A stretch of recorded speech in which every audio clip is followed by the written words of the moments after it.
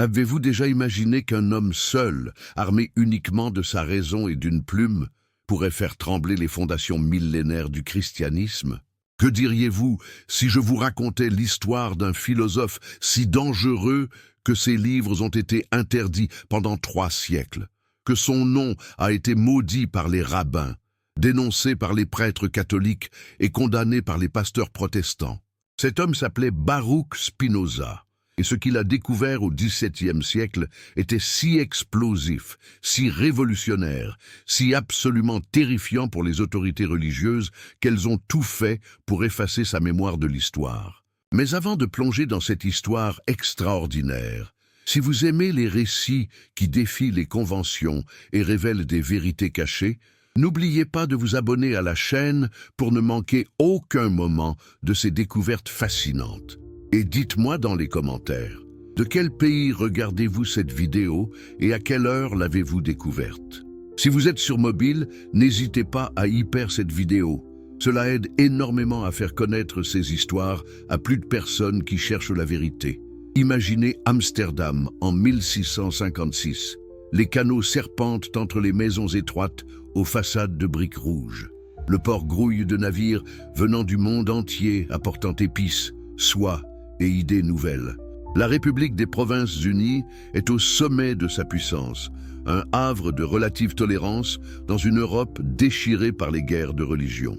Mais ce jour précis du 27 juillet, quelque chose d'extraordinaire se passe dans la synagogue portugaise d'Amsterdam, quelque chose qui changera le cours de la pensée occidentale pour toujours.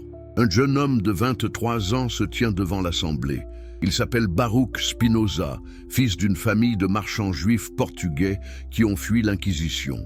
Ses yeux sombres brillent d'une intelligence pénétrante qui a déjà inquiété les rabbins. Pendant des mois, ils ont essayé de le raisonner, de le ramener dans le droit chemin, lui offrant même une pension annuelle s'il acceptait de garder le silence sur ses doutes. Mais Spinoza a refusé. Pouvez-vous imaginer refuser de l'argent simplement pour avoir le droit de penser librement? Combien d'entre nous aurions ce courage? Le grand rabbin Saul Lévi Morteira, qui a été le professeur de Spinoza, se lève. Sa voix tremble, mélange de colère et de tristesse. Il commence à prononcer le hérem, l'excommunication la plus sévère que la loi juive puisse infliger. Les mots résonnent dans la synagogue comme des coups de marteau. Maudit soit-il le jour, maudit soit-il la nuit. Maudit soit-il quand il se couche, et maudit soit-il quand il se lève.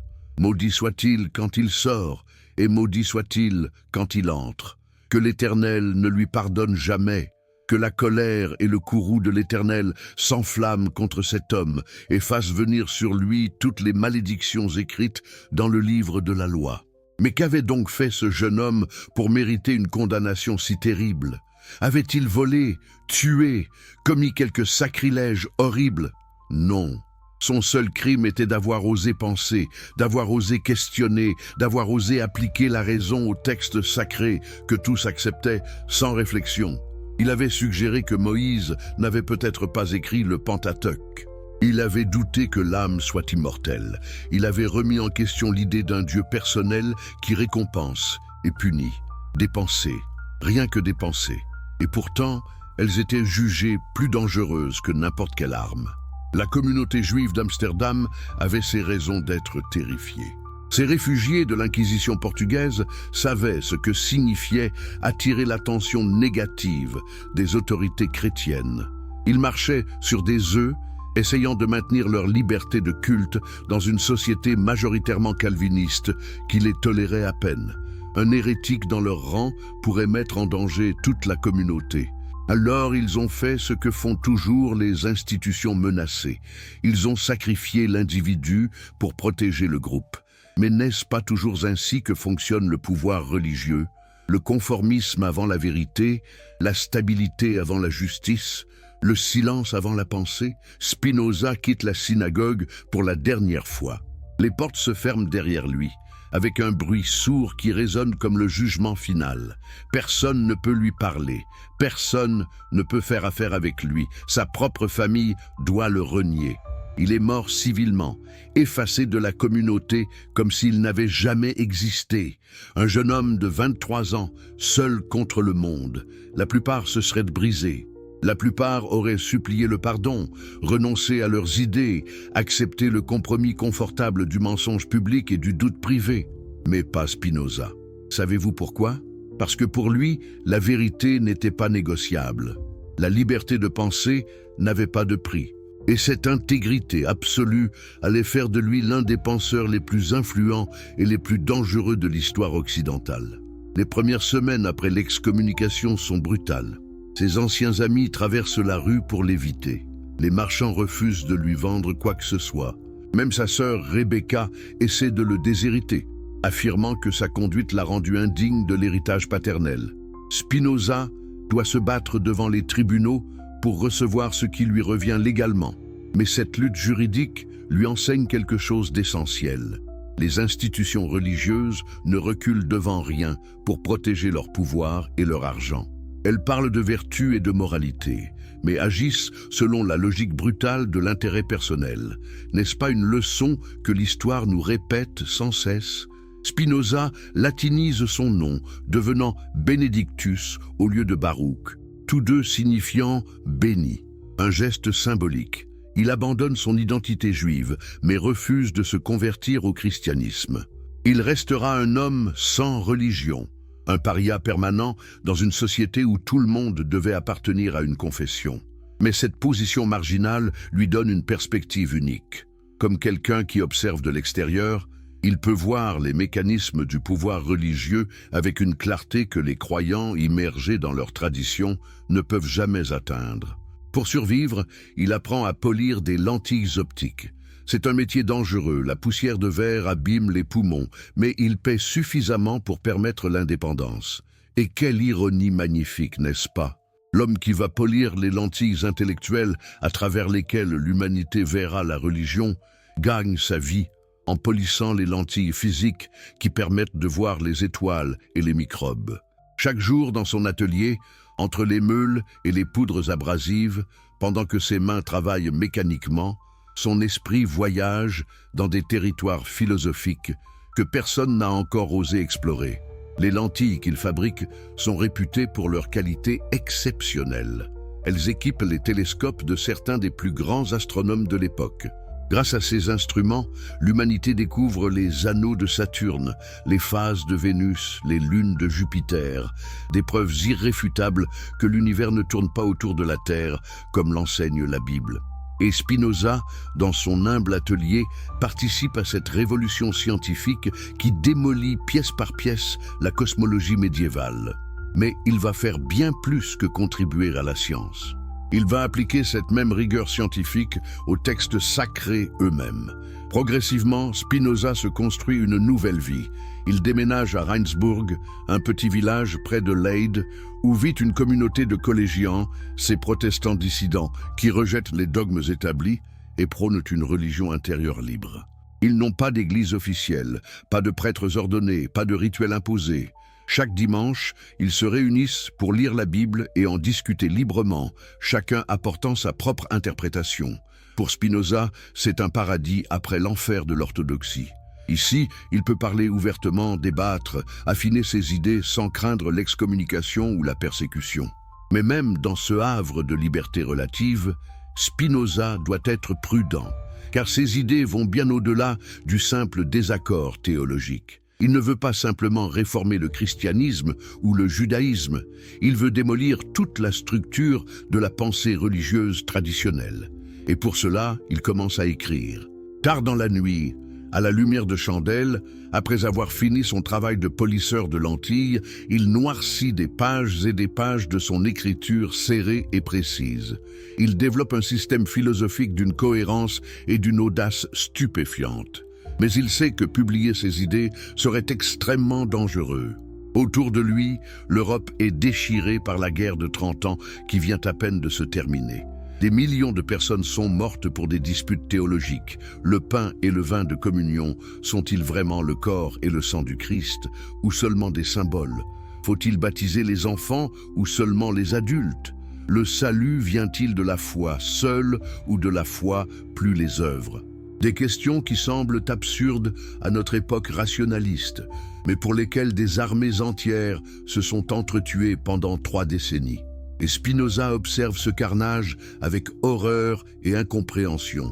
Comment des êtres rationnels peuvent-ils massacrer au nom d'interprétations différentes de textes anciens?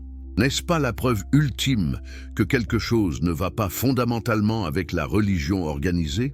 Dans son Éthique, l'œuvre maîtresse qu'il travaille pendant des années, Spinoza développe une vision radicalement nouvelle de Dieu et de la nature. Mais il sait qu'elle est trop explosive pour être publiée de son vivant. Il décide donc d'écrire d'abord un livre préparatoire, quelque chose qui ouvrira la voie, qui habituera les esprits à penser différemment sur la religion. Ce livre deviendra le traité théologico-politique et il sera comme une bombe intellectuelle jetée dans la conscience européenne. Pendant qu'il écrit, Spinoza observe attentivement les événements politiques autour de lui. En 1672, une année terrible que les Hollandais appellent le Rampjaar, l'année du désastre, la République est attaquée simultanément par la France, l'Angleterre et 2 évêchés allemands. Les armées françaises de Louis XIV envahissent et occupent une grande partie du pays. Dans la panique, la population cherche des boucs émissaires. Les frères de Witt, qui gouvernaient la République, sont accusés de trahison. Une foule hystérique les lynche dans les rues de La Haye, les démembre, et certains prétendent même avoir mangé des morceaux de leur corps. Quand Spinoza apprend cette atrocité, il est horrifié. Il veut sortir dans les rues, afficher un placard dénonçant la barbarie, Ultimi Barbarorum, les derniers des barbares. Mais son logeur le retient physiquement, sachant que Spinoza serait lui aussi massacré par la foule en délire. Cet événement traumatise profondément le philosophe. Il voit comment rapidement la civilisation peut s'effondrer, comment la raison peut être submergée par les passions. Comment même, dans la République la plus éclairée d'Europe, la brutalité primitive peut ressurf acer.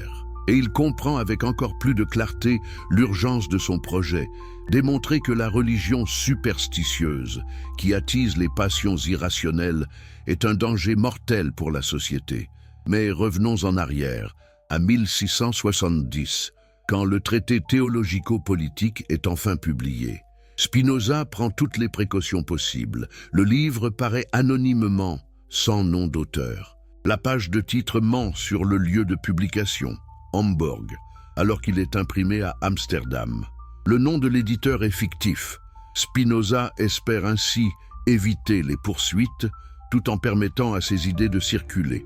Mais évidemment, dans les cercles intellectuels de cette petite république, le secret ne dure pas longtemps. Tout le monde finit par savoir qui a écrit ce livre scandaleux. Et scandaleux il l'est, au-delà de tout ce que ses contemporains pouvaient imaginer. Dès les premières pages, Spinoza attaque frontalement les fondements mêmes de la religion révélée. Il commence par une question simple mais dévastatrice. Comment savons-nous que la Bible est la parole de Dieu? La réponse traditionnelle est circulaire. La Bible est la parole de Dieu parce que la Bible le dit. Mais cet argument, souligne Spinoza, est pathétiquement faible. N'importe quel texte pourrait faire la même affirmation. Les musulmans disent que le Coran est la parole de Dieu. Les hindous affirment que les Védas sont d'origine divine. Chaque religion prétend que ces textes sacrés sont inspirés par le divin. Comment choisir entre ces affirmations contradictoires? Sur quelle base objective pouvons-nous juger? Spinoza propose une méthode révolutionnaire. Traitons la Bible comme n'importe quel autre livre historique. Analysons-la avec les mêmes outils critiques que nous utiliserions pour étudier les écrits de Platon ou de Cicéron. Examinons les preuves internes et externes. Vérifions la cohérence logique. Confrontons les affirmations avec ce que nous savons de l'histoire, de la géographie, des lois naturelles. Et quand nous faisons cela, qu'est-ce que nous découvrons? Nous découvrons que le Pentateuque, les 5 premiers livres de la Bible attribués à Moïse, n'a pas pu être écrit par Moïse. La preuve la plus évidente, le texte décrit la mort et l'enterrement de Moïse à la 3e personne. Comment Moïse aurait-il pu écrire un compte-rendu de sa propre mort? Mais ce n'est que le commencement. Le texte utilise constamment l'expression « jusqu'à ce jour », indiquant que l'auteur écrit bien après les événements décrits. Il mentionne des villes qui n'existaient pas à l'époque de Moïse. Il parle de rois qui régnèrent sur Israël, avant qu'Israël ait des rois. Il utilise le nom d'An pour une ville qui ne s'appelait pas encore ainsi du temps de Moïse. De plus, le style littéraire change radicalement d'un passage à l'autre. Certaines sections sont écrites dans un hébreu archaïque, d'autres dans un hébreu beaucoup plus récent. Les mêmes événements sont racontés plusieurs fois avec des détails contradictoires. Il y a deux récits de la création qui ne concordent pas. Il y a deux versions de l'alliance avec Abraham. Les généalogies ne correspondent pas d'un livre à l'autre. Les lois se contredisent mutuellement. Comment tout cela pourrait-il être l'œuvre d'un seul auteur inspiré par un Dieu parfait et cohérent? Spinoza en conclut que le Pentateuque, et en fait la plupart des livres de l'Ancien Testament, sont des compilations de sources multiples, éditées et révisées au fil des siècles par différents scribes avec différents agendas. Ce sont des documents humains, tout à fait humains, reflétant les croyances, les préjugés et les intérêts politiques de leurs auteurs. Cette conclusion, évidente pour tout étudiant moderne en études bibliques, était absolument hérétique au XVIIe siècle. Elle sapait toute l'autorité de la Bible en tant que parole infaillible de Dieu. Mais Spinoza ne s'arrête pas là. Il s'attaque ensuite au miracle, le pilier central de la foi chrétienne. Le christianisme repose entièrement sur des événements miraculeux. La naissance virginale, la transformation de l'eau en vin, la marche sur l'eau, la résurrection des morts et surtout la résurrection de Jésus lui-même. Sans ces miracles, Jésus n'est qu'un prédicateur moral parmi d'autres. Mais Spinoza démolit méthodiquement l'idée même qu'un miracle soit possible. Son argument est d'une simplicité dévastatrice. Si Dieu a créé les lois de la nature, alors ces lois expriment parfaitement sa volonté et sa nature. Elles sont l'ordre même de la réalité divine. Or, un miracle est défini comme une violation de ces lois naturelles. Mais pourquoi un Dieu parfait violerait-il ses propres lois parfaites? Cela suggérerait qu'il a fait une erreur en les créant, qu'il doit maintenant corriger par des interventions spéciales. Mais un Dieu parfait ne fait pas d'erreur. Donc, les miracles sont logiquement impossibles pour un Dieu parfait. De plus, demande Spinoza, comment distinguer un vrai miracle d'une fraude, d'une illusion ou simplement d'un phénomène naturel que nous ne comprenons pas encore? Quand les anciens Hébreux voyaient la foudre frapper, ils pensaient que Dieu lançait des éclairs depuis le ciel. Maintenant, nous savons que c'est un phénomène électrique naturel. Quand ils voyaient des éclipses, ils pensaient que Dieu cachait le soleil en signe de colère. Maintenant, nous pouvons prédire les éclipses avec une précision parfaite. Quand ils ne comprenaient pas une maladie, ils l'attribuaient à la possession démoniaque ou à la punition divine. Maintenant, nous comprenons les virus et les bactéries. N'est-il pas plus raisonnable, argue Spinoza, de supposer que tous les soi-disant miracles de la Bible sont simplement des phénomènes naturels mal compris par des gens primitifs qui manquaient de connaissances scientifiques? La mer Rouge ne s'est pas miraculeusement séparée. Probablement qu'un vent fort a temporairement abaissé le niveau de l'eau dans une zone peu profonde, permettant le passage. Jésus n'a pas vraiment marché sur l'eau, soit l'histoire est une invention pieuse, soit il marchait sur un banc de sable sous-marin, soit c'est une métaphore spirituelle mal interprétée littéralement par des disciples crédules. Et les guérisons miraculeuses? Spinoza, qui vivait avant la médecine moderne, n'avait pas encore l'explication de l'effet placebo, mais il comprenait intuitivement que l'esprit peut influencer le corps, que la foi peut produire des guérisons psychosomatiques sans intervention surnaturelle. Il observait aussi que les prétendues guérisons miraculeuses ne se produisaient jamais pour des amputations ou des difformités congénitales évidentes, seulement pour des maladies invisibles où le diagnostic initial était incertain et où la guérison pouvait être expliquée par une rémission naturelle ou un diagnostic erroné. Mais l'attaque de Spinoza contre les miracles va encore plus loin. Il souligne que croire aux miracles est en fait un manque de respect envers Dieu. Cela suggère que l'ordre naturel créé par Dieu est imparfait, qu'il a besoin d'être constamment ajusté et corrigé. Un Dieu vraiment puissant et sage créerait un univers si parfaitement ordonné qu'aucune intervention supplémentaire ne serait jamais nécessaire. Tout ce qui se passe dans la nature, même ce qui nous semble mauvais ou chaotique, fait partie d'un ordre plus vaste que notre esprit limité ne peut pas complètement saisir. N'est-ce pas une vision bien plus majestueuse de la divinité qu'un Dieu qui doit constamment bricoler avec sa création comme un horloger incompétent? Ensuite, Spinoza s'attaque aux prophètes. Dans la tradition judéo-chrétienne, les prophètes sont considérés comme des porte-paroles de Dieu, des hommes qui reçoivent des messages divins qu'ils transmettent au peuple. Mais Spinoza pose une question dérangeante. Si Dieu est parfait et omnipotent, pourquoi aurait-il besoin d'intermédiaires humains faillibles pour communiquer sa volonté? Ne pourrait-il pas imprimer sa vérité directement dans l'esprit de chaque personne?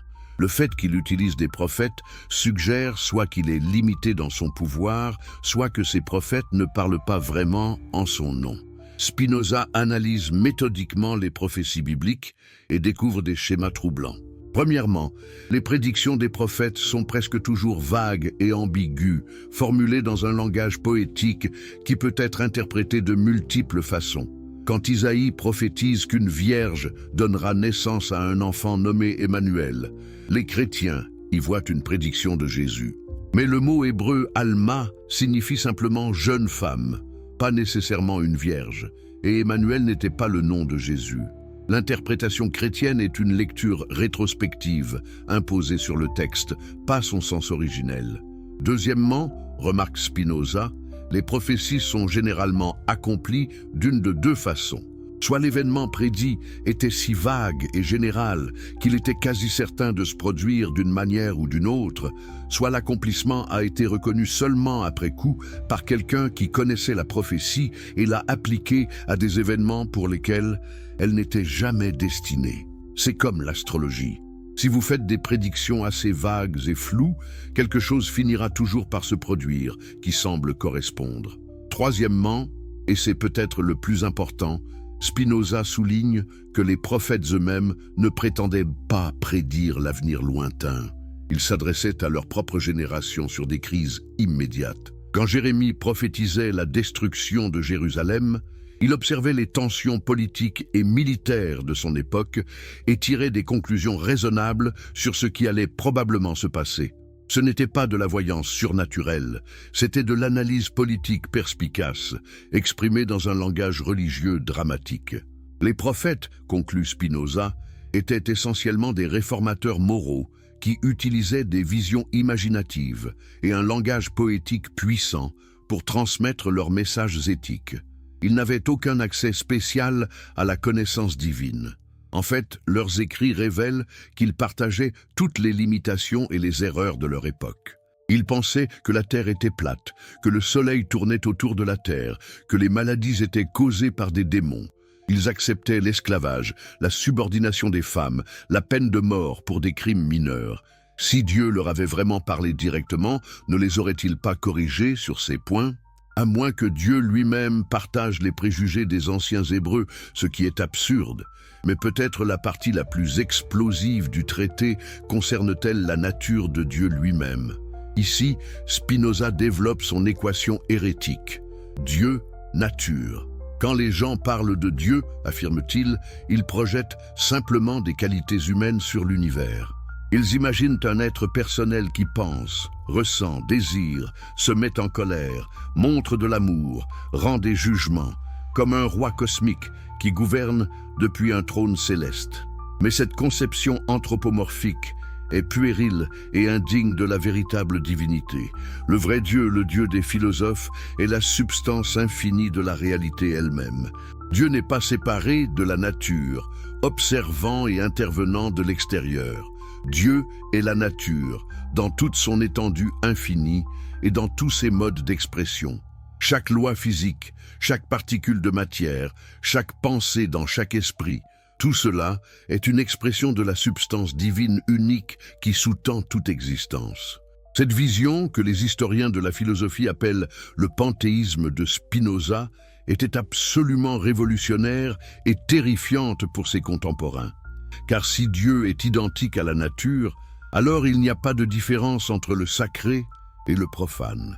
Le soleil qui brille est aussi divin que l'hostie consacrée. Un caillou dans la rue est aussi sacré qu'une relique de saint. L'acte de manger est aussi spirituel que celui de prier. Cela dissout complètement la distinction entre le religieux et le séculier sur laquelle repose tout le pouvoir de l'Église. De plus, si Dieu est la nature opérant selon des lois nécessaires et immuables, alors il n'y a pas de libre arbitre divin. Dieu ne peut pas choisir de faire les choses différemment.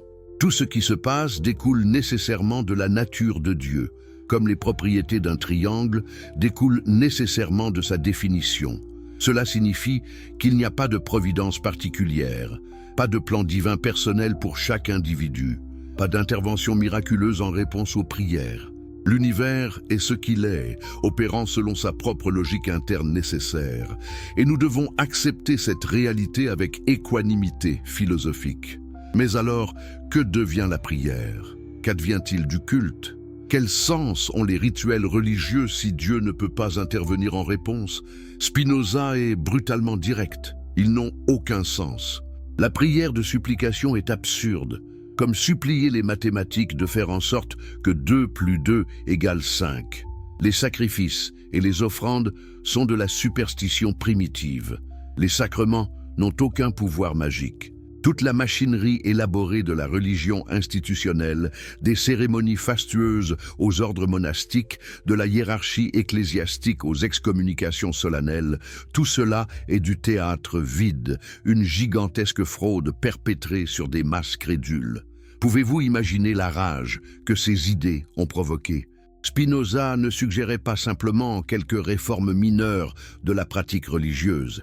Il démolissait systématiquement toute la structure de la religion révélée, laissant les décombres fumants là où se dressaient auparavant des cathédrales de certitude.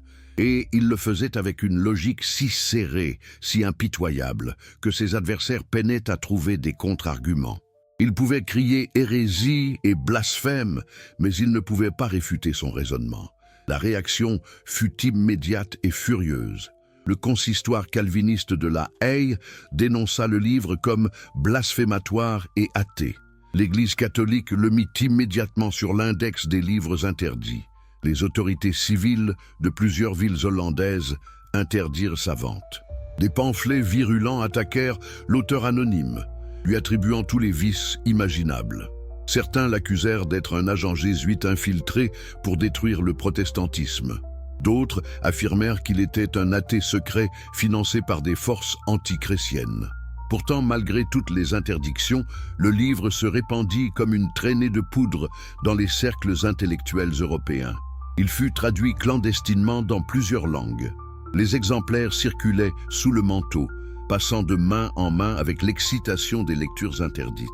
Des philosophes, des scientifiques, même des théologiens libéraux le lisaient secrètement, fascinés et horrifiés en même temps, car ils savaient qu'ils tenaient entre leurs mains quelque chose d'extraordinairement dangereux, la vérité.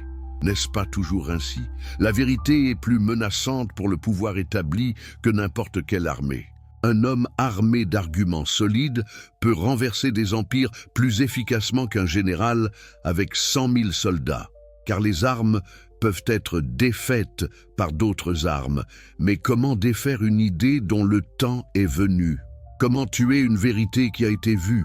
On peut brûler les livres, mais comment brûler les pensées qui se sont déjà installées dans des milliers d'esprits? Avez-vous déjà ressenti cette sensation étrange quand vous réalisez que quelque chose que vous avez cru toute votre vie pourrait être complètement faux? Ce moment où le sol semble se dérober sous vos pieds? Où tout ce qui vous semblait solide et certain devient soudain fragile et incertain? C'est exactement ce que des milliers de lecteurs européens ont ressenti en 1670 quand ils ont ouvert les pages du traité théologico-politique de Spinoza.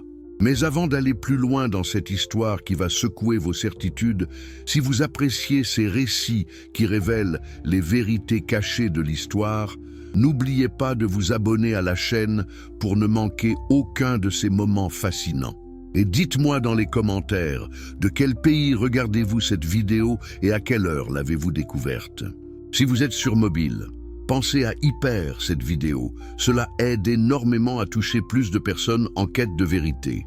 La question des prophéties occupait Spinoza depuis des années. Comment était-il possible que des millions de personnes intelligentes et éduquées croient que des hommes vivant il y a 3000 ans pouvaient prédire l'avenir avec une précision surnaturelle? Dans son atelier de polissage de lentilles à Warburg, où il avait déménagé en 1663, Spinoza passait ses soirées à analyser méthodiquement chaque prophétie supposée de l'Ancien Testament. Et ce qu'il découvrait était absolument stupéfiant dans sa simplicité. Prenez Daniel, par exemple. Le livre de Daniel prétend avoir été écrit au VIe siècle avant Jésus-Christ, pendant l'exil babylonien. Il contient des prophéties détaillées sur la succession des empires qui domineraient le Moyen-Orient. Babylone, la Perse, la Grèce et finalement Rome. Ces prédictions semblent miraculeusement précises. Mais Spinoza remarqua quelque chose d'étrange. Les prophéties concernant les événements jusqu'au IIe siècle avant Jésus-Christ sont incroyablement détaillées et précises. Puis soudainement, après cette date, elles deviennent vagues et symboliques et cessent complètement de se réaliser.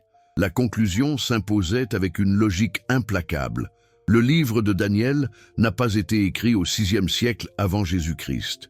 Il a été écrit au IIe siècle avant Jésus-Christ, pendant la persécution des Juifs par Antiochus Épiphane. L'auteur connaissait l'histoire passée et l'a présentée comme des prophéties futures pour donner de l'autorité à son message. C'était de la propagande religieuse déguisée en prédictions miraculeuses. Et cela avait fonctionné pendant 2000 ans. N'est-ce pas extraordinaire comment une fraude pieuse peut devenir une vérité sacrée quand assez de temps passe et que personne n'ose poser les questions évidentes? Spinoza appliqua cette même analyse critique aux prophéties messianiques que les chrétiens utilisaient pour prouver que Jésus était le Christ prédit par l'Ancien Testament. Il lut soigneusement tous ces passages dans leur contexte hébraïque original, pas dans les traductions grecques ou latines que l'Église utilisait, et il découvrit quelque chose de choquant. Presque aucun de ces passages ne parlait du tout d'un Messie futur. Il se référait à des événements et des personnes de l'époque de l'auteur. Le fameux passage d'Isaïe sur la Vierge qui enfantera Emmanuel. Dans le contexte original, Isaïe parlait à son roi contemporain Achaz, lui promettant qu'une jeune femme de la cour allait bientôt donner naissance à un fils qui serait un signe que la crise actuelle se résoudrait. Ce n'était pas une prophétie sur un événement 7 siècles plus tard. Et le mot hébreu « alma » signifie simplement « jeune femme », pas nécessairement vierge. C'est seulement dans la traduction grecque de la Septante que le mot est devenu « parthénos », vierge, et c'est cette traduction erronée que les chrétiens ont ensuite appliquée rétrospectivement à Jésus. Le psaume 22, que les chrétiens citaient comme prophétisant la crucifixion parce qu'il mentionne des mains et des pieds percés, Spinoza montra que le psalmiste décrivait sa propre souffrance présente dans un langage poétique métaphorique. Rien dans le texte n'indique qu'il parlait d'un événement futur. Les évangélistes, connaissant ce psaume, ont simplement emprunté son langage pour décrire la crucifixion de Jésus, créant ainsi l'illusion d'une prophétie accomplie. Mais comment les évangélistes pouvaient-ils faire cela en toute conscience? Spinoza comprenait que pour les écrivains du 1er siècle, la vérité historique littérale n'avait pas la même importance qu'elle a pour nous aujourd'hui. Ce qui comptait était la vérité spirituelle et morale. Si embellir ou réarranger les faits aidait à transmettre une leçon spirituelle importante, cela était considéré comme parfaitement acceptable. Les évangiles n'étaient pas des biographies historiques au sens moderne, c'étaient des textes théologiques utilisant des événements de la vie de Jésus pour enseigner des vérités religieuses. Spinoza alla plus loin. Il analysa les prédictions attribuées à Jésus lui-même dans les évangiles. Jésus aurait prédit sa propre résurrection, la destruction du temple de Jérusalem et son retour imminent dans la gloire. Or, remarqua Spinoza, ces prédictions montrent un schéma suspect. celles concernant des événements qui se sont effectivement produits avant que les évangiles soient écrits, comme la destruction du temple en l'an 70, sont très détaillées et précises. Celles concernant des événements qui ne se sont jamais produits, comme le retour immédiat du Christ, sont restées non accomplies. N'est-il pas plus plausible que les évangélistes, écrivant après la destruction du temple, ont placé cette prédiction dans la bouche de Jésus pour donner l'impression qu'il avait prévu l'avenir?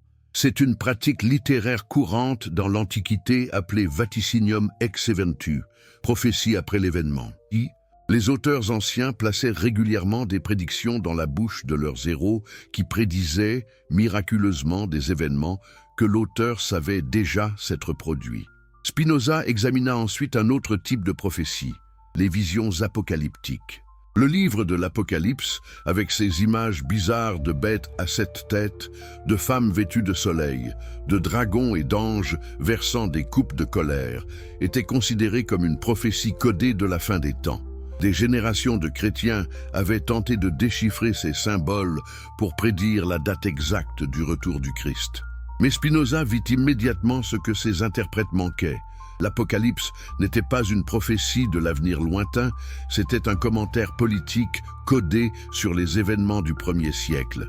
La bête, dont le nombre est 666, était probablement l'empereur Néron, dont le nom en hébreu donne ce nombre quand on additionne les valeurs numériques des lettres. La grande prostituée, assise sur 7 collines, était évidemment Rome, construite sur 7 collines.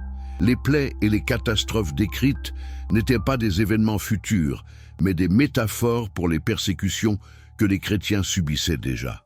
L'auteur de l'Apocalypse écrivait en code pour éviter d'être exécuté pour sédition s'il était découvert critiquant ouvertement l'Empire romain. Cette révélation était dévastatrice pour l'autorité de la Bible. Pendant des siècles, l'Église avait basé son pouvoir en partie sur sa capacité prétendue à interpréter les prophéties et à comprendre les plans divins pour l'avenir. Des papes avaient lancé des croisades en affirmant agir selon la prophétie. Des rois avaient justifié des guerres en se déclarant instruments de la volonté divine prophétisée. Des mouvements millénaristes avaient surgi périodiquement, convaincus que la fin des temps était imminente selon leur interprétation de Daniel ou de l'Apocalypse. Mais si Spinoza avait raison, si toutes ces prophéties n'étaient que des documents d'historique sur le passé déguisés en prédictions du futur, alors toute cette structure s'effondrait. Personne ne pouvait prétendre connaître les plans de Dieu pour l'humanité en lisant la Bible, parce que la Bible ne contenait aucune information sur ses plans. Elle contenait seulement les croyances et les espoirs de gens anciens, qui, comme nous, ne savaient pas ce que l'avenir apporterait. Pouvez-vous imaginer l'impact psychologique de cette réalisation? Pour quelqu'un qui avait grandi en croyant que la Bible était un livre magique contenant les secrets de l'avenir, découvrir qu'elle était simplement une collection de documents historiques humains devait être comme perdre son système de navigation cosmique. Soudainement, l'humanité était seule, sans carte divine, sans prophète pour nous guider, sans assurance que l'histoire avait un but ou une direction prédéterminée. Mais Spinoza ne voyait pas cela comme une perte. Il le voyait comme une libération. Tant que les humains croyaient pouvoir connaître l'avenir à travers des prophéties, ils restaient passifs, attendant que les événements prédits se déroulent. Mais si l'avenir est réellement ouvert et indéterminé, alors nous avons la responsabilité de le créer nous-mêmes. La vraie prophétie n'est pas de prédire ce qui va arriver, mais de travailler pour créer le futur que nous voulons voir. Dans sa chambre à Warburg, entouré de manuscrits hébreux et grecs, Spinoza poursuivait sa révolution intellectuelle. Après avoir démoli l'autorité de la Bible en tant que parole divine et l'idée des prophéties miraculeuses, il devait maintenant affronter la question la plus fondamentale de toutes. Qui ou quoi est Dieu? Et c'est ici que Spinoza allait proposer l'idée la plus radicale et la plus dangereuse de toute sa philosophie. Une idée qui le ferait accuser d'athéisme par pratiquement tous ses contemporains. Depuis son enfance dans la communauté juive d'Amsterdam, Spinoza avait été troublé par le portrait de Dieu dans la Bible. Ce Dieu de l'Ancien Testament était étrangement humain. Il se mettait en colère quand les gens désobéissaient. Il regrettait ses décisions. Il était jaloux et exigeait une adoration exclusive. Il négociait avec Abraham comme un marchand sur un marché. Il changeait d'avis après que Moïse l'eut persuadé de ne pas détruire les Israélites. Il testait la foi d'Abraham en lui ordonnant de tuer son fils, puis annulait l'ordre au dernier moment. Tout cela, pour Spinoza, était profondément problématique. Un être parfait ne peut pas avoir d'émotions, car les émotions impliquent un changement, un passage d'un état à un autre. Mais la perfection est immuable. Un être omniscient ne peut rien regretter, car il savait depuis toujours comment les choses se dérouleraient. Un être tout-puissant n'a pas besoin de tester qui que ce soit, car il connaît déjà tous les résultats possibles. Un être infini et éternel ne peut pas être jaloux, car de quoi pourrait-il être jaloux? Il possède déjà tout. La conclusion était inévitable. Le Dieu de la Bible n'était pas le vrai Dieu. C'était une projection anthropomorphique. Dieu imaginé à l'image de l'homme plutôt que l'homme créé à l'image de Dieu. Les anciens Hébreux, comme tous les peuples primitifs, concevaient leurs dieux comme des versions agrandies d'eux-mêmes, plus puissants, plus sages, immortels, mais fondamentalement humains dans leur psychologie et leur comportement. C'était de la mythologie, pas de la théologie philosophique sérieuse. Mais alors, si ce portrait biblique de Dieu était faux, quel était le vrai Dieu? Spinoza passa des années à méditer sur cette question, construisant progressivement un système métaphysique d'une audace stupéfiante. Dans son éthique, qu'il écrivait parallèlement aux traités théologico-politiques, mais qu'il savait être trop radical pour être publié de son vivant, il développa sa réponse. Dieu, affirma Spinoza, est la substance unique et infinie dont tout ce qui existe est une modification. Il n'y a qu'une seule réalité, une seule substance, un seul être. Nous l'appelons Dieu quand nous considérons son existence nécessaire et éternelle. Nous l'appelons nature quand nous considérons ses manifestations infinies dans l'espace et le temps. Mais c'est la même chose. Deus sive natura, Dieu, c'est-à-dire la nature, c'était la formule scandaleuse de Spinoza. Qu'est-ce que cela signifiait concrètement? Cela signifiait que chaque atome de matière, chaque étoile dans le ciel, chaque grain de sable sur la plage, chaque pensée dans votre esprit, chaque battement de votre cœur, tout cela est Dieu. Pas créé par Dieu comme quelque chose de séparé, mais étant réellement Dieu sous différentes formes. L'univers n'est pas l'œuvre de Dieu, c'est le corps de Dieu. Les lois de la nature ne sont pas des règles imposées par un législateur cosmique. Ce sont les façons nécessaires dont Dieu existe et agit. Pouvez-vous comprendre à quel point cette vision était révolutionnaire? Elle abolissait complètement la distinction entre le créateur et la création, entre le sacré et le profane, entre le naturel et le surnaturel. Il n'y avait plus de royaume spirituel séparé où Dieu résidait. Il n'y avait plus de hiérarchie cosmique avec Dieu en haut, les anges au milieu et la création matérielle en bas.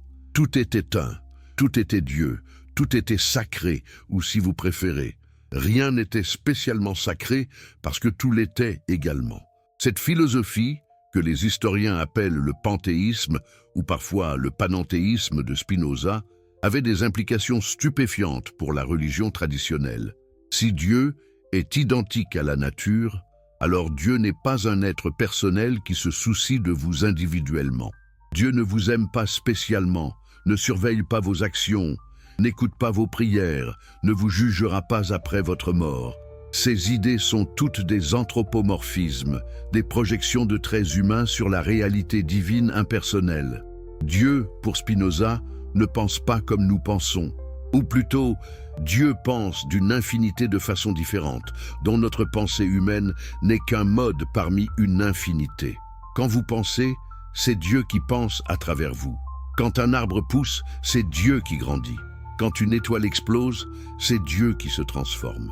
Il n'y a pas de séparation, pas de dualisme, seulement l'expression infinie de la substance divine unique. Et si Dieu est la nature opérant selon des lois nécessaires et immuables, alors il n'y a pas de libre arbitre divin. Dieu ne peut pas choisir de faire les choses autrement qu'elles ne sont. Tout ce qui existe existe nécessairement, découlant de la nature essentielle de Dieu, comme les propriétés d'un triangle découlent de sa définition. Le monde ne pouvait pas être différent de ce qu'il est. Dire « Dieu aurait pu créer un monde différent » est aussi absurde que dire « un triangle aurait pu avoir 4 côtés ». Cette doctrine du nécessitarisme ou déterminisme métaphysique de Spinoza horrifiait ses contemporains encore plus que son panthéisme. Car si tout arrive nécessairement, où est la place pour la liberté humaine, la responsabilité morale, la récompense et la punition ? Si mes actions sont déterminées par les lois de la nature, aussi strictement que le mouvement des planètes, comment puis-je être tenu responsable de ce que je fais ? Et si je ne suis pas responsable, pourquoi devrais-je me comporter moralement ? Mais Spinoza avait réfléchi soigneusement à ces objections. La liberté, arguait-il, n'est pas l'absence de détermination causale. Rien n'échappe aux chaînes de cause et effet. La vraie liberté est la compréhension de ces chaînes. Quand vous comprenez les causes qui vous poussent à agir, quand vous voyez comment vos désirs et vos peurs sont façonnés par votre nature et votre expérience, alors vous pouvez commencer à agir par raison plutôt que par passion aveugle. C'est cela, la vraie liberté. Agir selon la compréhension rationnelle plutôt que d'être ballotté par des émotions que vous ne comprenez pas. Un homme esclave de ses passions est comme un navire sans gouvernail, jeté d'un côté à l'autre par chaque vague d'émotions. Il croit agir librement parce qu'il suit ses désirs, mais ses désirs le contrôlent plutôt que lui les contrôler. Un homme guidé par la raison comprend les causes de ses désirs et peut choisir consciemment lesquels suivre et lesquels maîtriser. Voilà la vraie liberté humaine, et elle est compatible avec le déterminisme universel. Quant à la moralité, Spinoza rejetait complètement l'idée que nous avons besoin de récompenses et de punitions surnaturelles pour être bons. La vertu, affirmait-il, est sa propre récompense. Quand vous agissez moralement, vous augmentez votre puissance d'exister, vous créez des relations harmonieuses avec les autres, vous vivez en accord avec votre nature rationnelle la plus profonde. Cela vous apporte une joie réelle et durable. À l'inverse, agir immoralement diminue votre être, crée des conflits et des souffrances, vous aliène de votre vraie nature. Le vice est sa propre punition. Mais les implications religieuses du système de Spinoza étaient encore plus radicales. Si Dieu est impersonnel et opère nécessairement selon des lois naturelles, alors la prière de supplication est absurde. Prier pour que Dieu change quelque chose serait comme prier pour que 2 plus 2 ne fassent pas 4. Les lois de la nature sont les lois de Dieu, et elles ne peuvent pas être suspendues ou modifiées, même par Dieu lui-même. Cela ne signifie pas que la prière est totalement inutile, mais elle doit être comprise différemment. La vraie prière n'est pas une demande de faveur, c'est une contemplation qui nous élève à la compréhension de l'ordre éternel de la réalité. Quand nous méditons sur la structure nécessaire de l'univers, quand nous contemplons l'infinité de Dieu exprimée dans la nature, quand nous comprenons notre place comme partie finie de cette totalité infinie, alors nous expérimentons ce que Spinoza appelait l'amour intellectuel de Dieu. Cet amour intellectuel n'a rien à voir avec l'amour émotionnel entre personnes. C'est une joie profonde qui vient de la compréhension, une béatitude qui naît de voir comment tout s'imbrique dans l'ordre cosmique. C'est la vraie religion, la vraie spiritualité. Pour Spinoza, pas les rituels, pas les dogmes, pas les institutions, mais cette union contemplative avec le divin à travers la connaissance rationnelle. Vous pouvez imaginer comment cette philosophie sonnait aux oreilles des théologiens de l'époque. Pour eux, c'était de l'athéisme pur et simple, déguisé en langage philosophique sophistiqué. Un Dieu qui n'est pas personnel, qui ne pense pas, qui n'aime pas, qui n'intervient pas, qui n'écoute pas les prières, qui ne récompense ni ne punit. Quel genre de Dieu est-ce? C'est comme ne pas avoir de Dieu du tout. Mieux vaudrait être un athée honnête qu'utiliser le mot Dieu pour désigner simplement les lois de la nature. Et peut-être avait-il raison. Peut-être que Spinoza était effectivement un athée qui, pour des raisons de sécurité ou par respect de la tradition, continuait à utiliser le langage de Dieu tout en vidant ce mot de tout son contenu religieux traditionnel. Ou peut-être voyait-il sincèrement son système comme la vraie compréhension de Dieu, libérée des superstitions anthropomorphiques. La question reste débattue parmi les spécialistes même aujourd'hui. Ce qui est certain, c'est que la vision de Dieu de Spinoza détruisait tout le fondement du christianisme traditionnel. Pas de Dieu personnel signifie pas d'incarnation. Car comment un Dieu impersonnel pourrait-il devenir une personne humaine? Pas d'intervention divine signifie pas de miracle, pas de résurrection. Pas de libre arbitre divin signifie pas de création au sens biblique, pas de chute originelle, pas de plan de rédemption. Pas de jugement futur signifie pas de ciel ni d'enfer. Toute la structure théologique du christianisme s'effondrait comme un château de cartes, et Spinoza le savait. Dans le traité théologico-politique, il était relativement prudent, critiquant principalement l'Ancien Testament et épargnant largement le Nouveau. Mais dans l'éthique et dans ses lettres privées, il était parfaitement clair que le christianisme n'était pas mieux que le judaïsme, tout aussi enraciné dans la superstition et l'anthropomorphisme. Il y avait cependant un aspect du christianisme que Spinoza admirait, l'enseignement moral de Jésus. Le commandement d'aimer son prochain, de pardonner ses ennemis, de ne pas juger, de se préoccuper des pauvres et des opprimés, tout cela résonnait avec l'éthique rationaliste de Spinoza. Jésus, comme professeur de morale, était précieux. Mais Jésus, comme Fils de Dieu qui est mort pour nos péchés et est ressuscité d'entre les morts, c'était de la mythologie païenne greffée sur un message éthique juif. Les théologiens chrétiens avaient, selon Spinoza, corrompu le simple message moral de Jésus en y ajoutant toute une superstructure de dogmes métaphysiques absurdes. Ils avaient transformé un prophète juif qui prêchait l'amour et la justice en une divinité cosmique impliquée dans des drames théologiques complexes, impliquant la Trinité, l'incarnation, la rédemption substitutive et le reste. Tout cela pour maintenir leur pouvoir sur les esprits des gens à travers le mystère et la peur. Mais il y avait un aspect encore plus profond et plus troublant de l'analyse de Spinoza que nous n'avons pas encore pleinement exploré.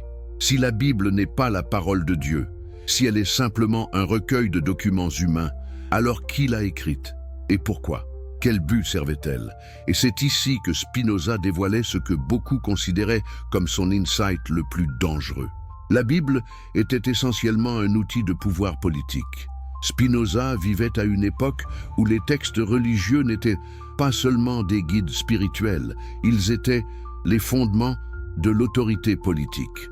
Les rois régnaient par droit divin. Les prêtres contrôlaient des richesses immenses et influençaient profondément les politiques des États. Les guerres étaient menées au nom de Dieu. L'hérésie était un crime punissable de mort. Dans ce contexte, comprendre comment la religion fonctionnait comme un système de contrôle social n'était pas simplement une question académique, c'était une question de vie ou de mort. Spinoza commença par analyser l'histoire réelle de la compilation de la Bible. Contrairement à ce que prétendait la tradition, ces livres n'avaient pas été révélés soudainement à des auteurs inspirés. Ils avaient été composés, édités, révisés et compilés sur une période de plus de 1000 ans, par d'innombrables auteurs différents, avec des agendas différents. Et ces agendas, soulignait Spinoza, étaient presque toujours politiques. Prenez le Pentateuque, les 5 premiers livres attribués à Moïse. Qui aurait bénéficié de la croyance que ces lois venaient directement de Dieu plutôt que d'autorités humaines? Évidemment, la caste sacerdotale. Les prêtres lévitiques, qui prétendaient descendre d'Aaron, utilisaient ces textes pour justifier leur monopole sur le culte, leurs privilèges économiques et leur pouvoir politique. Les lois rituelles détaillées sur les sacrifices, qui devaient être effectués uniquement par les prêtres au temple de Jérusalem, garantissaient un flux constant de revenus pour la classe sacerdotale. Les lois alimentaires, les règles de pureté rituelle, les interdictions du mariage mixte, toutes ces réglementations ne servaient-elles pas à maintenir la séparation d'Israël des autres peuples, créant ainsi une identité collective forte qui profitait aux élites religieuses et politiques? Un peuple unifié par des règles religieuses strictes et plus facile à gouverner, plus loyal à ses dirigeants, plus résistant à l'assimilation culturelle. Que feriez-vous si on vous disait que tout ce que vous avez appris sur le bien et le mal, sur le ciel et l'enfer, sur la récompense et la punition, était basé sur un mensonge? Que l'éthique n'a pas besoin de Dieu, que la vertu n'attend pas de couronne céleste, que nous pouvons être bons sans la peur du feu éternel? Spinoza ne s'est pas contenté de détruire les fondations intellectuelles de la foi chrétienne. Il a construit quelque chose de nouveau sur ces ruines. Une morale pour l'homme libre, une éthique pour ceux qui ont le courage de vivre sans les béquilles du surnaturel. Mais avant de découvrir cette dernière partie de l'histoire qui va transformer votre compréhension de la moralité elle-même, si vous appréciez ces récits qui changent nos perspectives sur le monde, n'oubliez pas de vous abonner à la chaîne pour ne manquer aucun de ces moments révolutionnaires. Et dites-moi dans les commentaires, de quel pays regardez-vous cette vidéo et à quelle heure l'avez-vous découverte? Si vous êtes sur mobile, pensez à hyper cette vidéo. Cela aide énormément à partager ces vérités avec plus de personnes qui cherchent à penser librement. Dans l'obscurité de sa chambre à La Haye, alors que la maladie rongeait progressivement ses poumons, Spinoza écrivait les pages finales de l'Éthique. C'était 1675, 2 ans avant sa mort, et il savait que ce livre ne serait jamais publié de son vivant. Mais il écrivait quand même, avec une urgence fébrile, comme s'il courait contre la montre, pour transmettre à l'humanité future ce qu'il avait découvert sur la façon dont nous devrions vivre. La 5e et dernière partie de l'Éthique portait un titre provoquant. De la puissance de l'intellect ou de la liberté humaine? Liberté? Comment pouvait-il parler de liberté alors qu'il avait passé tout le livre à démontrer que tout était déterminé, que chaque pensée et chaque action découlaient nécessairement de causes antérieures, que le libre arbitre était une illusion? N'était-ce pas une contradiction flagrante? Mais Spinoza avait une conception révolutionnaire de la liberté. Pour la plupart des gens, être libre signifie pouvoir choisir arbitrairement entre différentes options, agir sans être déterminé par quoi que ce soit. Mais cette conception, argumentait Spinoza, est incohérente. Si nos choix ne sont pas déterminés par nos raisons, nos désirs, notre caractère, alors ils sont aléatoires, chaotiques, et nous ne pouvons pas vraiment en être les auteurs. Un choix véritablement aléatoire ne serait pas un choix libre, ce serait un événement qui nous arrive sans que nous y participions. La vraie liberté pour Spinoza consiste à agir selon sa propre nature plutôt qu'être contrôlé par des forces externes. Quand une pierre tombe, elle n'est pas libre parce qu'elle est entièrement déterminée par la gravité, une force externe. Quand un animal affamé cherche de la nourriture, il est partiellement libre parce qu'il agit selon sa propre nature, ses propres besoins, même si cette nature est elle-même déterminée. Quand un être humain agit par compréhension rationnelle plutôt que par passion aveugle, il atteint le degré le plus élevé de liberté possible pour une créature finie. Pensez-y de cette façon. Imaginez 2 hommes qui s'abstiennent de voler. Le premier s'abstient par peur d'être puni, soit par la loi humaine, soit par Dieu. Le second s'abstient parce qu'il comprend rationnellement que le vol diminue le bien-être collectif et viole les principes de justice qui rendent la vie sociale possible. Lequel des deux est plus libre? Le premier est contrôlé par une force externe, la menace de punition. Le second agit selon sa propre compréhension rationnelle. Pour Spinoza, seul le second est véritablement libre. Cette conception de la liberté avait des implications révolutionnaires pour l'éthique. Si nous ne sommes libres que lorsque nous agissons selon la raison, alors la vertu n'est pas l'obéissance à des commandements externes, divins ou humains. La vertu est l'exercice de notre puissance rationnelle. Être vertueux, c'est simplement être pleinement soi-même, réaliser son potentiel en tant qu'être pensant. Spinoza définissait la vertu comme l'effort pour préserver son être et augmenter sa puissance d'agir. Cela semble égoïste à première vue, n'est-ce pas? Mais Spinoza montrait que pour un être rationnel, ce qui augmente vraiment sa puissance d'exister n'est pas la domination des autres ou l'accumulation de richesses, mais la connaissance et les relations harmonieuses avec les autres êtres rationnels. Pourquoi? Parce que nous sommes des êtres sociaux. Notre survie et notre épanouissement dépendent de la coopération avec les autres. Un individu isolé est faible et vulnérable, mais des individus qui coopèrent rationnellement peuvent accomplir ce qu'aucun ne pourrait seul. Donc, de mon propre intérêt bien compris, je devrais vouloir vivre dans une société juste où les autres sont traités équitablement. parce qu'une telle société maximise ma propre sécurité et mes opportunités. De plus, la haine, l'envie, la vengeance, toutes ces passions négatives diminuent ma puissance. Elles me rendent anxieux, perturbé, incapable de penser clairement ou d'agir efficacement. Elles créent des ennemis qui cherchent à me nuire. À l'inverse, la générosité, la gratitude, l'amour, ces émotions positives augmentent ma puissance. Elles créent des alliances, génèrent de la bonne volonté, me permettent de vivre sereinement et joyeusement. Ainsi, par pur calcul rationnel de l'intérêt personnel bien compris, nous arrivons au même comportement que la morale traditionnelle prescrit. Ne pas tuer, ne pas voler, ne pas mentir, aider les autres, être juste. Mais nous y arrivons par un chemin complètement différent. Nous ne sommes pas vertueux par peur du châtiment ou espoir de récompense. Nous sommes vertueux parce que la vertu maximise notre puissance et notre joie. N'est-ce pas une vision plus digne de l'humanité que la morale basée sur la peur? La morale chrétienne traditionnelle dit essentiellement « Soyez bons ou Dieu vous torturera éternellement en enfer ». Quelle image misérable de l'être humain cela présente! Nous serions tous des psychopathes potentiels retenus seulement par la terreur de la punition divine. Spinoza offrait une vision beaucoup plus noble. Nous pouvons être bons par compréhension rationnelle de notre vraie nature et de nos vrais intérêts. Mais que faire des émotions négatives qui nous assaillent constamment? La colère quand nous sommes offensés, l'envie quand nous voyons les autres réussir, la tristesse quand nous perdons ce que nous aimons, la peur face au danger.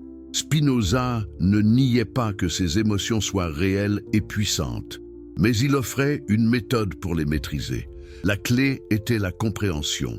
Une émotion qui est comprise perd son pouvoir sur nous.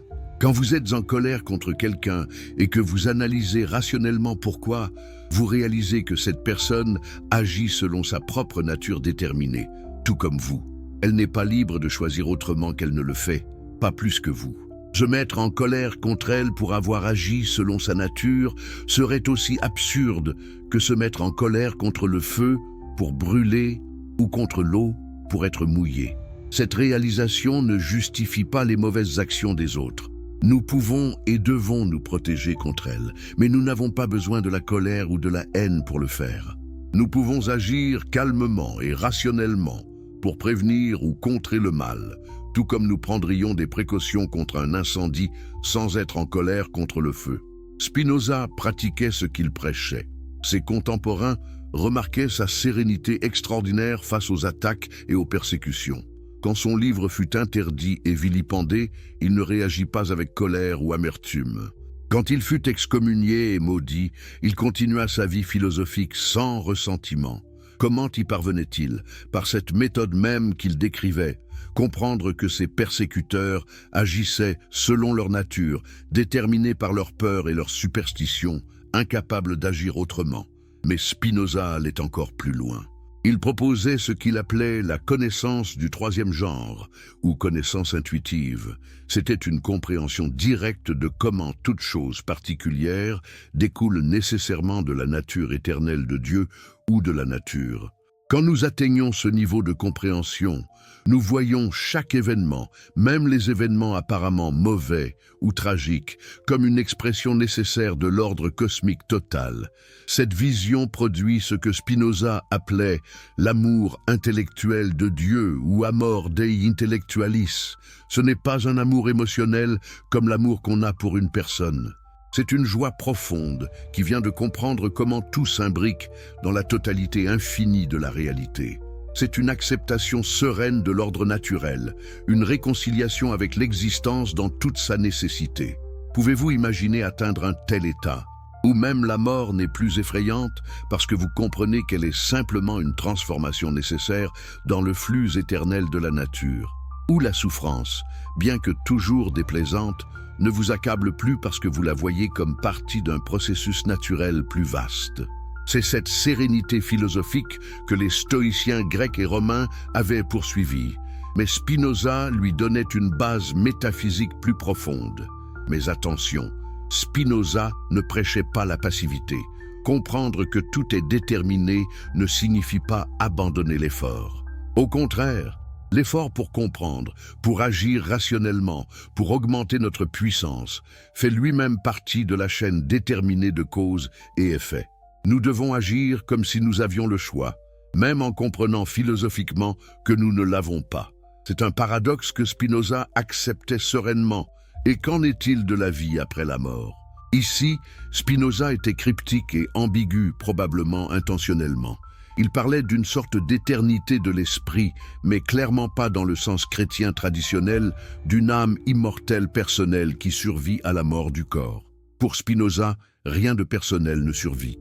Mais dans la mesure où nos idées vraies sont des aspects de la pensée éternelle de Dieu, elles participent à l'éternité divine. Qu'est-ce que cela signifie concrètement? Difficile à dire. Spinoza était volontairement obscur sur ce point. Peut-être pensait-il que dans la mesure où nous comprenons des vérités éternelles, nous participons à quelque chose qui transcende notre existence temporelle limitée. Ou peut-être était-ce simplement sa façon de rendre sa philosophie moins terrifiante pour ceux qui ne pouvaient pas accepter leur mortalité totale. Nous ne pouvons pas être certains. Ce qui est certain, c'est que pour Spinoza, la préoccupation pour la vie après la mort était une distraction de la vie présente. L'homme libre ne pense à rien moins qu'à la mort, et sa sagesse est une méditation non de la mort, mais de la vie, écrivait-il.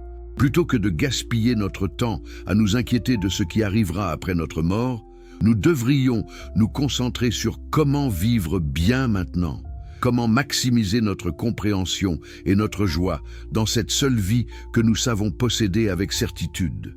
Cette éthique spinoziste, basée sur la raison plutôt que sur la révélation, sur l'augmentation de la puissance plutôt que sur l'obéissance au commandement, sur la compréhension plutôt que sur la foi, était révolutionnaire.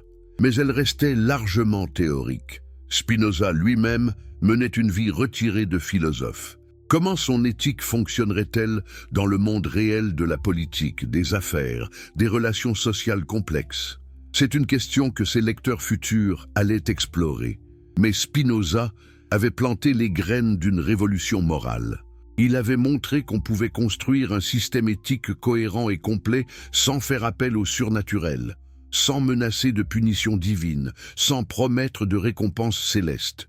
La moralité pouvait être naturalisée, rendue rationnelle, libérée de la superstition. Les implications de cette naturalisation de l'éthique sont encore en train de se déployer dans notre monde moderne. Quand nous débattons de bioéthique, nous ne citons plus automatiquement la Bible. Quand nous élaborons des lois, nous ne basons plus automatiquement leur légitimité sur la volonté divine révélée. Quand nous jugeons les actions, nous considérons leurs conséquences réelles sur le bien-être humain plutôt que leur conformité à des commandements religieux arbitraires. Tout cela a commencé en grande partie avec Spinoza. Il n'était pas le seul penseur à avancer dans cette direction, bien sûr. Hobbes, en Angleterre, développait aussi une éthique naturaliste. Mais Spinoza allait plus loin, créant un système plus complet et plus rigoureux. Et contrairement à Hobbes, qui basait sa morale sur la peur de la mort violente, Spinoza la basait sur l'aspiration positive à la connaissance et à la joie. Mais revenons à notre question centrale. Spinoza avait-il vraiment trouvé le point faible fatal de la foi chrétienne? Après 3 siècles et demi, qu'est-il advenu de ses arguments? Le christianisme s'est-il effondré sous le poids de sa critique? Évidemment non. Des milliards de chrétiens dans le monde continuent de croire, de prier, d'espérer la vie éternelle. Alors Spinoza a-t-il échoué? Oui et non. Il a échoué si son but était de détruire complètement la foi religieuse. La foi, il s'avère, n'est pas principalement basée sur des arguments rationnels et ne peut donc pas être détruite par des contre-arguments rationnels. Les gens croient pour des raisons psychologiques, émotionnelles, sociales, existentielles qui transcendent la logique.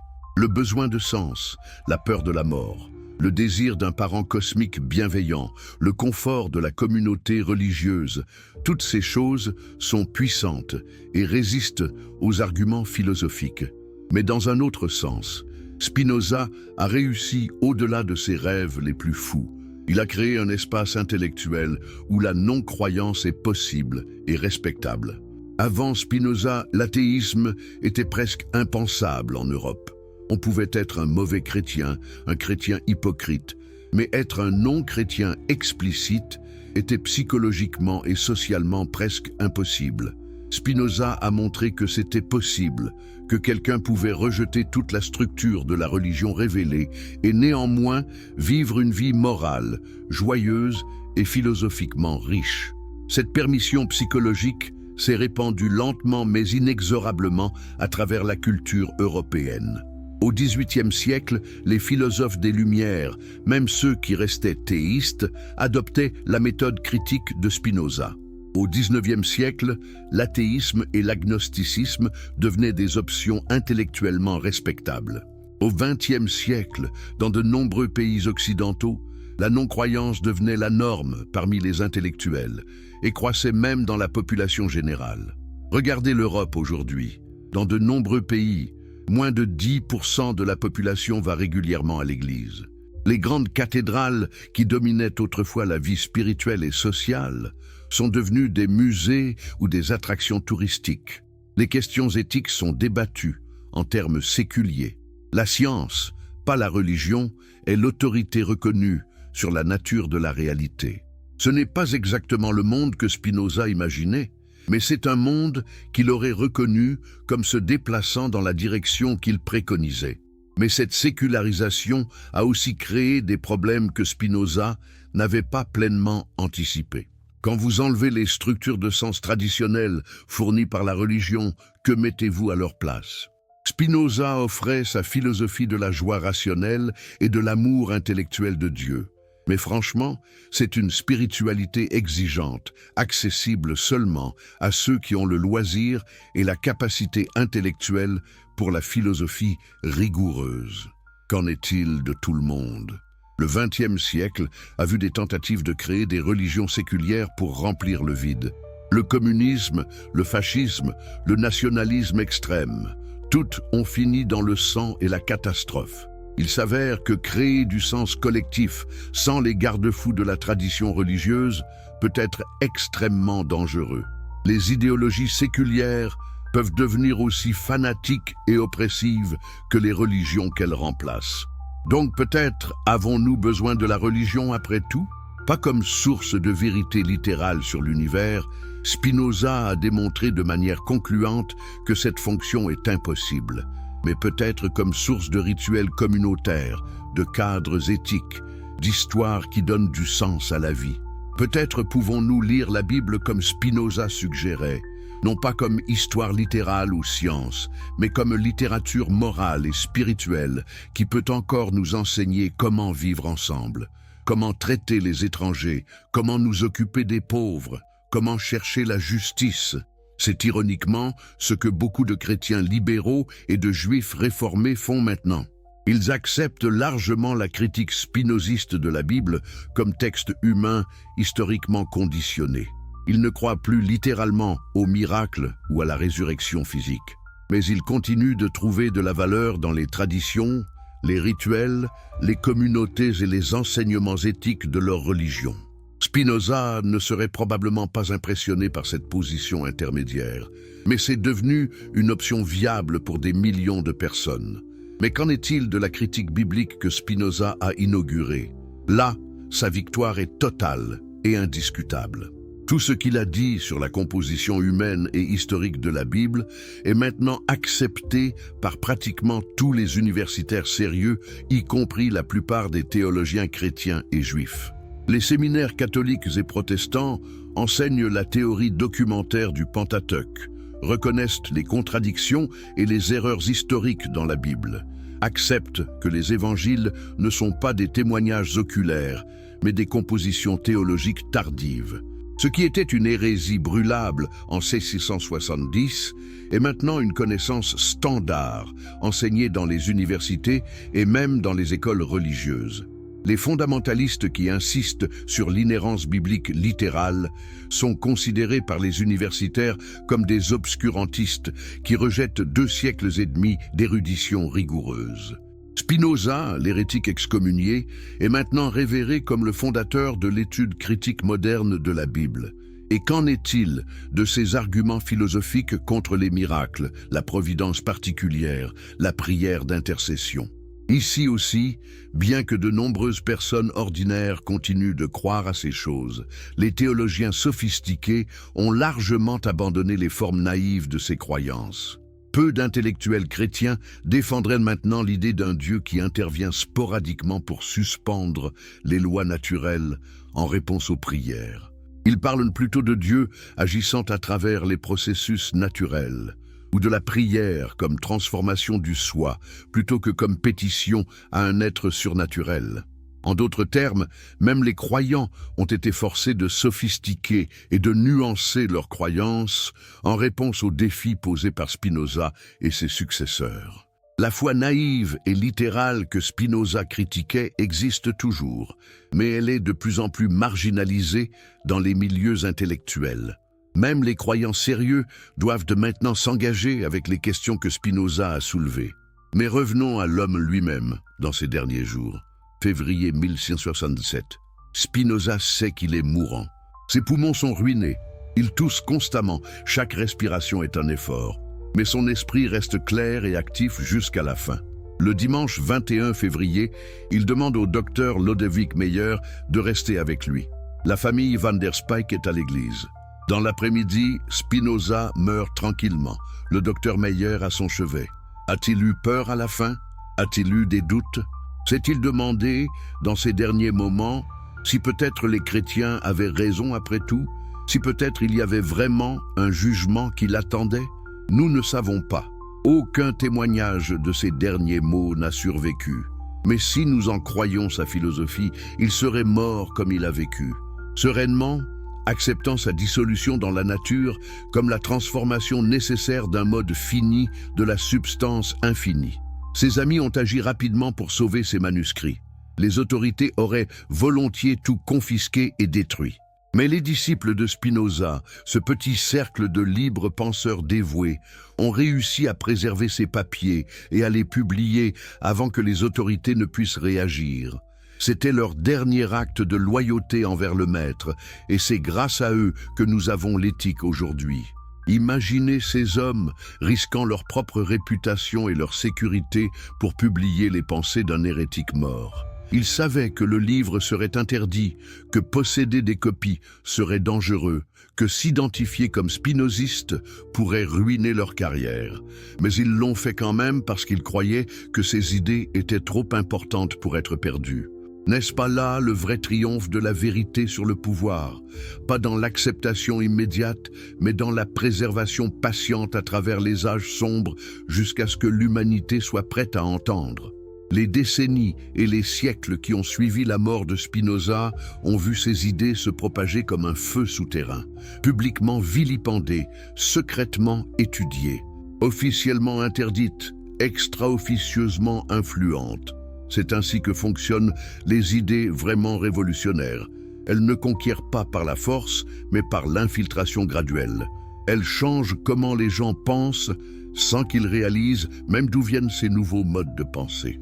Pierre Bayle, le philosophe et encyclopédiste français, qui est devenu lui-même un réfugié en Hollande à cause de la persécution religieuse, écrivit des articles sur Spinoza dans son dictionnaire historique et critique. Officiellement, il le condamnait, l'appelait athée. Mais ses lecteurs attentifs pouvaient voir que Bayle présentait les arguments de Spinoza avec beaucoup de sympathie et que ses réfutations étaient faibles. Le message subliminal était clair. Spinoza avait raison, mais nous ne pouvons pas le dire ouvertement. Voltaire fit quelque chose de similaire. Il critiquait publiquement Spinoza comme athée, tout en adoptant privément beaucoup de ses idées. Son célèbre slogan « Écraser l'infâme », appelant à la destruction de l'Église catholique en tant qu'institution d'oppression et de superstition, était pur spinozisme. Sa défense de la tolérance religieuse, sa critique des miracles et des prophéties, son mépris pour les prêtres, tout cela venait directement du traité théologico-politique. Denis Diderot était plus honnête dans son admiration.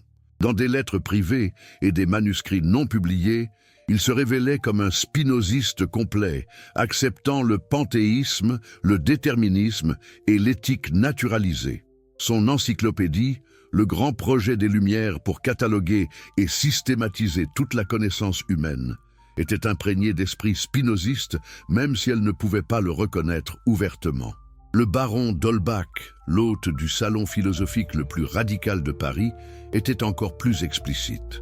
Son système de la nature, publié anonymement en 1770, était essentiellement une version matérialiste et athée de la philosophie de Spinoza.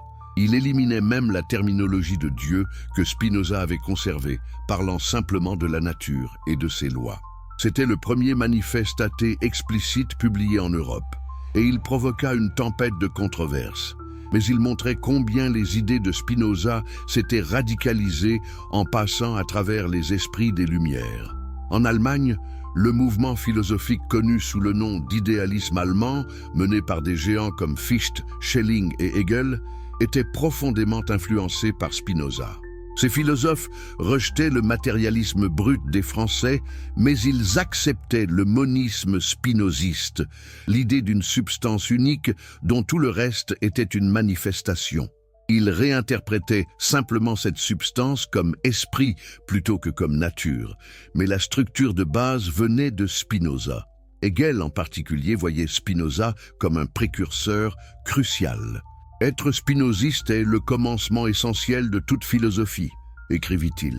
Il voulait dire que toute philosophie sérieuse doit commencer par reconnaître l'unité fondamentale de la réalité, même si elle va ensuite au-delà pour reconnaître la différenciation et le développement au sein de cette unité. C'était un compliment énorme venant de l'un des philosophes les plus influents du XIXe siècle. Les romantiques allemands, poètes et écrivains, plutôt que philosophes systématiques, trouvèrent aussi de l'inspiration chez Spinoza.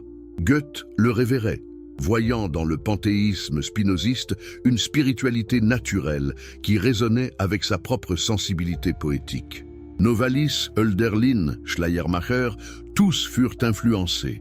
Spinoza devint une sorte de saint patron du romantisme philosophique, le penseur qui avait montré comment on pouvait être à la fois rationnel et spirituel, philosophique et religieux, sans accepter les dogmes traditionnels du christianisme. Au XIXe siècle, alors que la critique biblique devenait une discipline universitaire respectée, le nom de Spinoza était invoqué encore et encore comme le fondateur.